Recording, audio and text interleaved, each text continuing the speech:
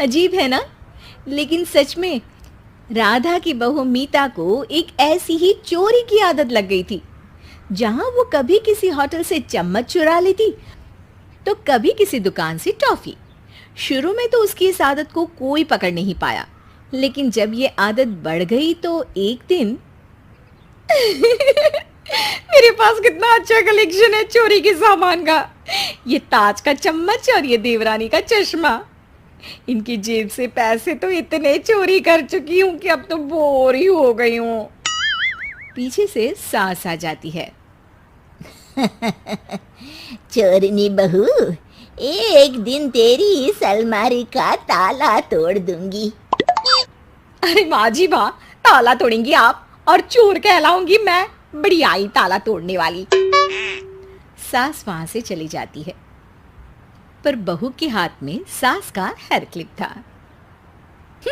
आई थी सबक सिखाने, मैंने तो उनकी ही हेयर क्लिप चुरा ली। वो हेयर क्लिप जल्दी से अंदर रख लेती है। एक दिन मीता पति के साथ एक शादी में जाती है जहाँ कई लोग होते हैं। जाती तो बिना शॉल के है, लेकिन आते वक्त उसके हाथ में एक सुंदर सा लाल रंग का शॉल होता है। अरे मीता, ये शॉल किसका है? किसका है मतलब? मेरा ही है। अरे पर जाते वक्त तो नहीं था। अब ना तुम्हारा ध्यान मुझ पर क्यों होगा? शादी को इतने साल जो हो गए हैं। पति कुछ नहीं कहता। दोनों घर आ जाते हैं। मीता जल्दी से अलमारी खोलती है और शॉल उस पर रखकर ताला लगा देती है। अरे ये अलमारी में हमेशा ताला क्यों लगा रहता है? मैं भी नहीं जानता कि मेरे ही कमरे की एक अलमारी के अंदर क्या क्या रखा है। मीता पति को आंख दिखा देती है और वहां से चली जाती है। एक दिन वो सास के साथ बाजार जाती है। भैया, आम कितने के दोगे? 100 रुपए के 5। अरे भैया 6 दे दो 100 रुपए के। नहीं नहीं अम्मा जी, नहीं हो पाएगा। अच्छा दे दो, चलो। सास आम लेकर घर आ जाती है, लेकिन ये क्या, घर में तो 7 आम थे, तो ये 2 आम। सास समझ जाती है कि हो ना हो ये काम बहू का ही होगा। वो अपने बेटे के पास जाती है। बेटा, बहू की चोरी करने की आदत से काफी परेशान हो गई हूँ। अच्छे घर की संपन्न बेटी और बहू बनने के बाद भी शौकिया तौर पर वो छोटी छोटी चीजें चोरी करती है। ये क्या बात कर रही हो माँ? शक तो मुझे भी था, लेकिन मैंने सोचा ये मेरा वहम है। हाँ बेटा, अब कुछ भी करके उसकी ये आदत को खत्म करना ही होगा। हाँ माँ, अब ये तुम ही सोचो, मुझे तो ऑफिस के लिए देर हो रही है।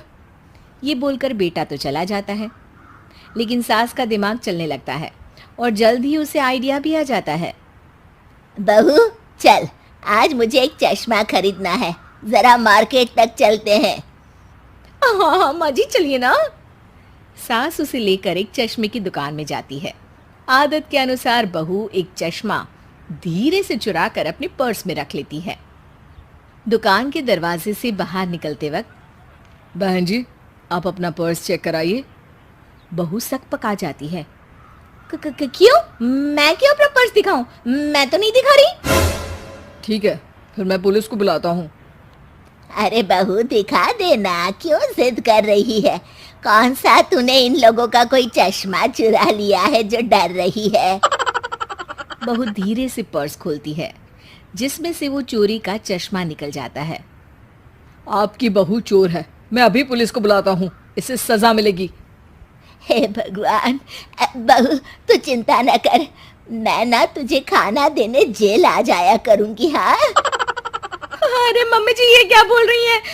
मैं और जेल? न न न न, एक छोटे से चश्मे की जेल? मैं पैसे दे देती हूँ बस इसके। अरे चोरी तो चोरी होती है, छोटी बड़ी क्या, सजा तो मिलेगी ही। बहू अब सास और दुकानदार के सामने हाथ जोड़कर खड़ी हो जाती है।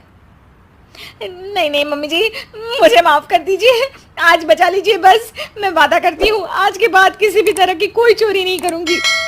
शौक में मैंने बड़ी गलत आदत पाल ली थी, मुझे माफ कर दीजिए। सास दुकानदार से बहू को छोड़ने का आग्रह करती है, और दोनों वहां से निकल जाते हैं। जाते जाते सास दुकानदार का हंसकर शुक्रिया करती है।